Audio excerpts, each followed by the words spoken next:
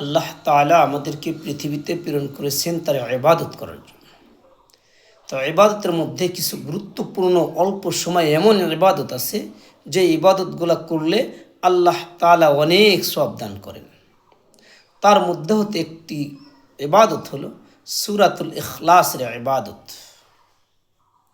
কোরআনুল মাজিদের ছোট্ট একটি সূরা সূরাতুল ইখলাস নামে পরিচিত, যে সূরাটি আমরা সকলেই পারি, সকলেই পড়তে পারি।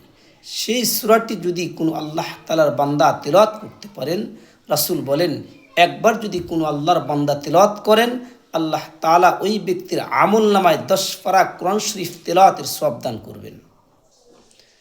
সুবহানাল্লাহ। আর কোনো বান্দা যদি 3 বার তিলাওয়াত করেন, রাসূলুল্লাহ সাল্লাল্লাহু আলাইহি সাল্লাম বলেন ওই ব্যক্তির আমলনামায় আল্লাহ তাআলা পূর্ণ কোরআন তিলাওয়াতের সওয়াব দান করবেন। সুবহানাল্লাহ।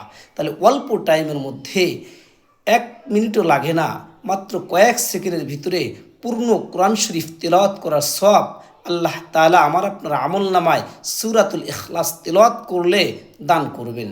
এজন্য আমরা এই সূরাতুল ইখলাসের তিলাওয়াত বেশি বেশি করব। আল্লাহ তৌফিক দান করুন।